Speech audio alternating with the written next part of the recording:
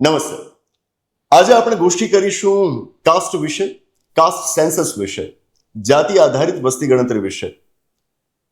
ભારતની અંદર વસ્તી ગણતરી દર 10-10 વર્ષે કરાવડાવવામાં આવે છે. આપણે જાણવું જોઈએ કે આપણી વસ્તીની અંદર કેટલા અને કેવા બદલાવ આવી રહ્યા છે.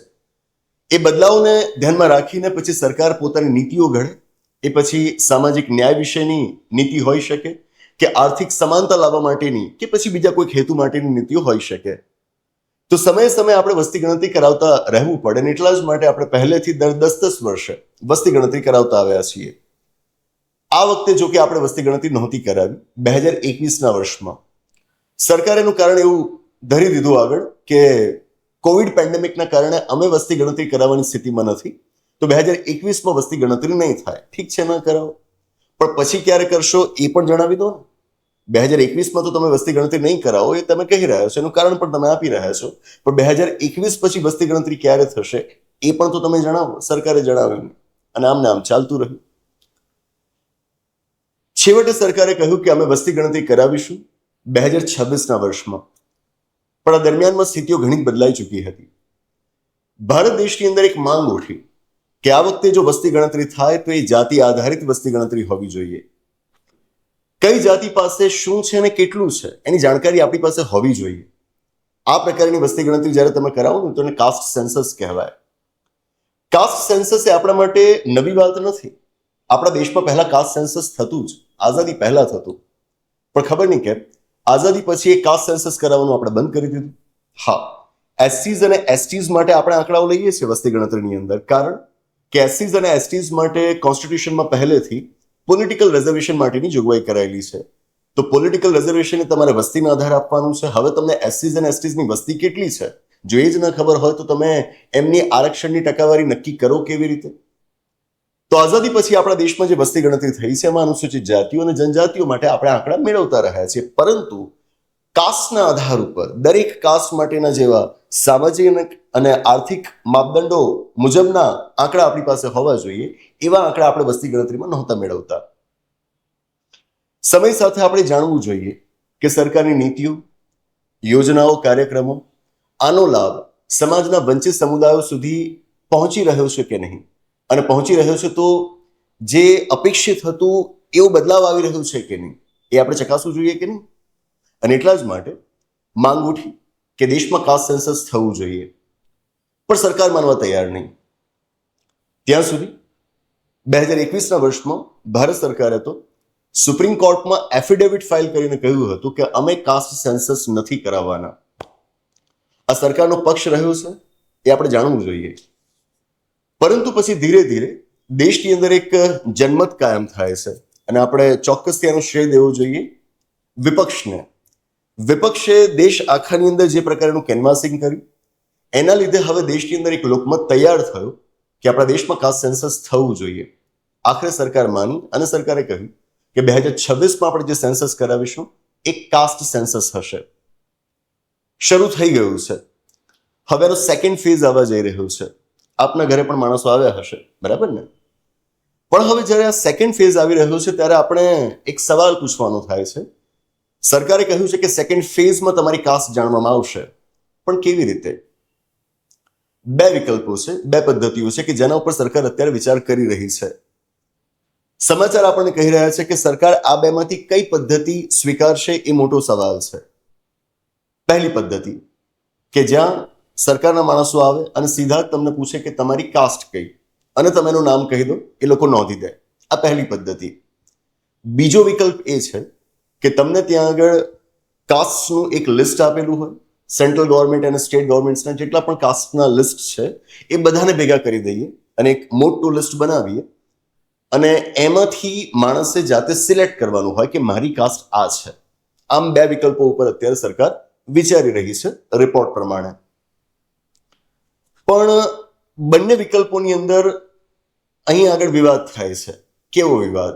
જેમ કે બીજા વિકલ્પની હું વાત કરું કે જેમાં તમારે જાતે કાસ્ટ સિલેક્ટ કરવાની હોય આપેલ લિસ્ટમાંથી, તો આનો વિરોધ એ આધાર ઉપર થાય છે કે આનાથી બ્રિટિશર્સે આપણા દેશમાં જે કાસ્ટ હેરાર્કીઝ તૈયાર કરી હતી એ વધારે મજબૂત થશે. સ્પષ્ટ જ આપને કહું કે આપણા દેશમાં જે રાઇટ વિંગ પોલિટિક્સ કરનારા છે દક્ષિણપંથી વિચારધારા જે છે એનું માનવું એ છે કે અહીં આગળ જો તમે લિસ્ટ આપી દો તો એ કાસ્ટની હાયરાર્કીઝને સોલિડિફાય કરશે, એટલે એ તમારે ન કરવું જોઈએ. જો કે આ વિચારધારા તો એમ પણ માને છે કે ભારતની અંદર આ કાસ્ટ ને એવું બધું ખાસ કંઈ હતું નહીં, આ તો અંગ્રેજોએ જ બધું ઊભું કર્યું છે. બરાબર. દરેક વિચારધારાના પક્ષધર એ વિચારધારા પ્રમાણે પોતાના મંતવ્ય મૂકે કે જે ક્યારેક આપણને તાર્કિક લાગે, ક્યારેક ન પણ લાગે, ગમે તે હોય. મંતવ્ય શું છે જાણવું એ જરૂરી છે. તો આ એ મંતવ્ય છે કે જે દક્ષિણપંથી વિચારધારા દ્વારા રજૂ કરવામાં આવે છે. તો સામેના છેડે જે પહેલો વિકલ્પ છે એમાં પણ ખતરો રહેલો છે. એક એવો ખતરો કે જ્યાં લોકોને કહેવામાં આવે કે ભાઈ તમે જણાવો કે તમારી કાસ્ટ કઈ.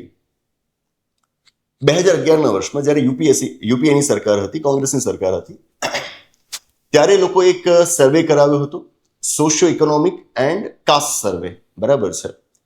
અને એની અંદર લોકોને કહેવામાં આવ્યું હતું કે તમે તમારી કાસ્ટ જણાવો. જો કે એના બધા રિપોર્ટ્સ ને બધું એટલું પરફેક્ટલી ડેટા બધા પબ્લિશ થયા નથી, પણ જે તે વખતે આ રીતે એ સર્વેની અંદર લોકોને કાસ્ટ પૂછવામાં આવી હતી. બરાબર.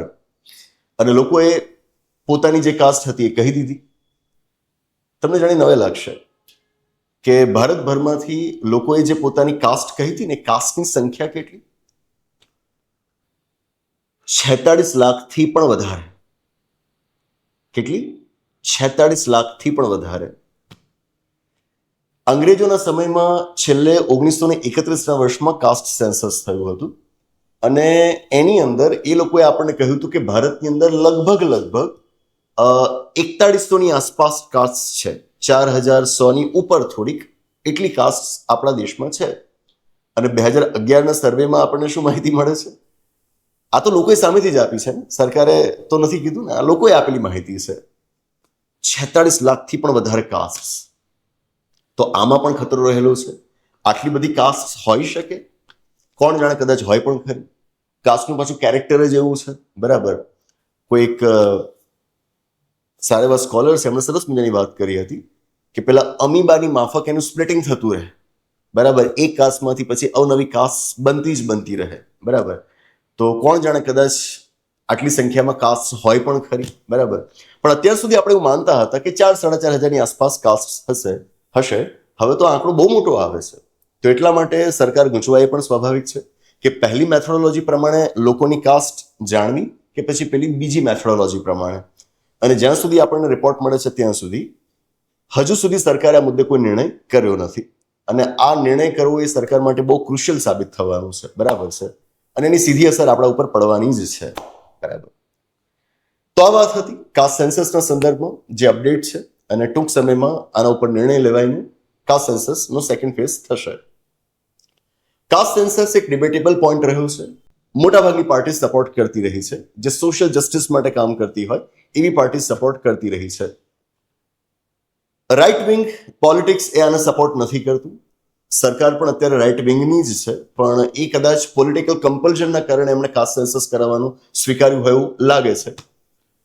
પણ એક નવાઈની વાત એ પણ છે કે જે માર્ક્સિસ્ટ આઈડિયોલોજીમાં માનતા હોય ને, સામાન્ય રીતે કોમ્યુનિસ્ટ, માર્ક્સિસ્ટ આ વિચારધારાઓમાં માનનારા લોકોને જોશો તો કાસ્ટ સેન્સસ તમને સપોર્ટ કરતા હશે એવું દેખાશે. પણ એમાંના અમુક વ્યક્તિઓ એવા પણ જોવા મળશે, અમુક એક્ટિવિસ્ટ એવા જોવા મળશે, કહેવાતા પબ્લિક ઇન્ટેલેક્ચ્યુઅલ્સ અમુક એવા જોવા મળશે કે જે કાસ્ટ સેન્સસનો વિરોધ કરતા હશે. અને આ દ્રષ્ટિએ એ માર્ક્સિસ્ટ હોવા છતાં જાણે કે રાઇટ વિંગ પોલિટિક્સના લોકો જેવા છે એવું તમને લાગશે. બરાબર. આમ રાઇટ વિંગ અને માર્ક્સિઝમ એટલે દે આર પોલ્સ અપાર્ટ. બરાબર. પણ આ એક મુદ્દો એવો છે કે જ્યાં અમુક, નામ નહીં લઉં, પણ અમુક માર્ક્સિસ્ટ સ્કોલર્સ, ઇન્ટેલેક્ચ્યુઅલ્સ એવા છે જે રાઇટ વિંગ પોલિટિક્સ જેવું બોલતા હોય, એના જેવું લખતા હોય એવું તમને જણાશે. કારણ કે એ લોકોનું માનવું એવું છે કે સરકાર જો કાસ્ટ સેન્સસ કરાવશે, કાસ્ટના આધારે આંકડાઓ મેળવશે, તો પછી ધીરે ધીરે એના બેસિસ ઉપર આર્ગ્યુ કરશે કે જો કાસ્ટના આધાર ઉપર તમે રિઝર્વેશન આપો કે બીજા કોઈ પણ બેનિફિટ્સ આપો તો એના તો કોઈ લાભ પહોંચતા નથી. તો આનાથી વધુ સારું એ કે આપણે જાતિઓને પેટા વર્ગીકૃત કરી નાખીએ, જેને આપણે કાસ્ટ રિઝર્વેશનનું સબ કેટેગરાઇઝેશન કહીએ છીએ. Sub categorization for the purpose of reservation, કે એસસીઝ છે તો એસસીઝમાં જેટલી પણ જાતિઓ છે એમની વચ્ચે એસસીઝનું જે ટોટલ રિઝર્વેશન છે એને વહેંચી નાખવામાં આવે. બરાબર. ઓબીસીઝનું ટોટલ રિઝર્વેશન માનો કે તમે રાખ્યું 50%, જસ્ટ ફોર એન એક્ઝામ્પલ, અને માનો કે ઓબીસીઝની અંદર 500 કાસ્ટ છે, તો એ 50% 500 કાસ્ટ વચ્ચે વહેંચી નાખવું, દેટ સબ કેટેગરાઇઝેશન. સુપ્રીમ કોર્ટે હમણાં જ આપને ખ્યાલ હશે, 1-2 વર્ષ પહેલા જ આવા સબ કેટેગરાઇઝેશનને માન્યતા આપેલી છે. તો આ જે એક માર્ક્સિસ્ટ વ્યૂ આપણી સમક્ષ આવી રહ્યો છે કાસ્ટ સેન્સસના સંદર્ભમાં, આવું કહે છે કે સરકાર જો આવું કાસ્ટ સેન્સસ કરાવશે તો એના બેસિસ પર એ આગળ જતા એસસીઝ, એસટીઝ, ઓબીસીઝનું સબ કેટેગરાઇઝેશન કરાવવું જોઈએ એ વાતની જસ્ટિફાઈ કરશે, બરાબર. અને પૂરી શક્યતાઓ કે પછી સમય જતા એ કાસ્ટ બેઝ રિઝર્વેશન જ કાઢી નાખે અને સંપૂર્ણપણે આર્થિક માપદંડોના આધાર ઉપર રિઝર્વેશન આપવાની હિમાયત કરે. જે ઈડબ્લ્યુએસ નો ખ્યાલ અત્યારે આપણે જોઈએ છે, એ EWS reservation would completely replace the caste base reservation, એવું એમનું માનવું છે કે આવું થઈ શકે, અને એના બેસિસ પર એ લોકો કાસ્ટ સેન્સસનો વિરોધ કરતા આવ્યા છે. મેં કહ્યું એમ દરેક વિચારધારાના પોતાના વ્યૂ પોઈન્ટ્સ હોય, આપણે એને જાણવાનો, સમજવાનો પ્રયત્ન કરવાનો હોય. અંગત રીતે હું એ થોટને સબસ્ક્રાઇબ નથી કરતો, અને હું માનું છું કે કાસ્ટ સેન્સસ થવું જોઈએ કે જેથી આપણા સોશિયલ, ઇકોનોમિક રિસોર્સિસનું કેવું ડિસ્ટ્રીબ્યુશન થયેલું છે દેશની અંદર એની આપણને જાણ મળે.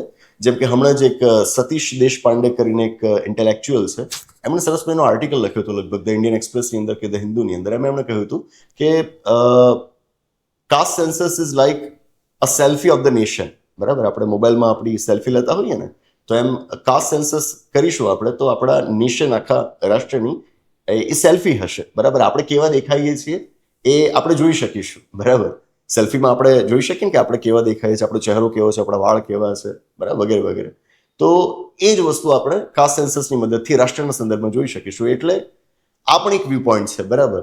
તો બાય એન્ડ લાર્જ હું અને બીજા ઘણા એ કાસ્ટ સેન્સસના સમર્થકો છે, પણ એનો મતલબ એવો ના થાય કે કોઈ કાસ્ટ સેન્સસની વિરુદ્ધમાં કોઈ ટિપ્પણી કરે છે તો આપણે એને સાંભળવા તૈયાર ના હોઈએ. એમનો પણ એક વ્યૂ પોઈન્ટ છે. Let them speak that point, let them utter that view point, and આપણે સાંભળીએ. That's it. આશા રાખું કે કાસ્ટ સેન્સસનો મુદ્દો આપને સમજાયો હશે અને સરકાર કઈ જગ્યાએ મૂંઝવણમાં છે એ વાત આપને સ્પષ્ટ થઈ હશે. નિર્ણય ટૂંક સમયમાં લેવાઈ જશે, કારણ કે હવે બહુ વધારે સમય નથી સેકન્ડ ફેઝ માટે. આ વિષય ઉપર આપને જે વિચારો હોય નીચે કોમેન્ટ બોક્સમાં જણાવશો. આવી ગોષ્ઠીઓ આપણે કરતા રહીશું. તો આની સાથે આ ગોષ્ઠીને અહીંયા આગળ સમાપ્ત જાહેર કરીએ છીએ. આવનારા એપિસોડમાં આવી જ કોઈક નવી વાત સાથે, એક રસપ્રદ ચર્ચા સાથે, એક નવી ગોષ્ઠી સાથે પાછા મળીશું. આભાર. નમસ્તે. યુપીએસસી, જીપીએસસી કે ગુજરાત રાજ્ય સરકારની કોઈ પણ ભરતી પરીક્ષાની આપ તૈયારી કરી રહ્યા હો અને એ માટે યોગ્ય માર્ગદર્શન અને શિક્ષણની આપની જરૂરિયાત લાગતી હોય તો આપણી સંસ્થા સંવિધાન કરિયર એકેડેમીનો આપ સંપર્ક કરી શકો. કોન્ટેક્ટ નંબર છે 8469743567. ગાંધીનગર તેમજ અમદાવાદ બંને જગ્યાએ આપણા કેન્દ્રો આવેલા છે.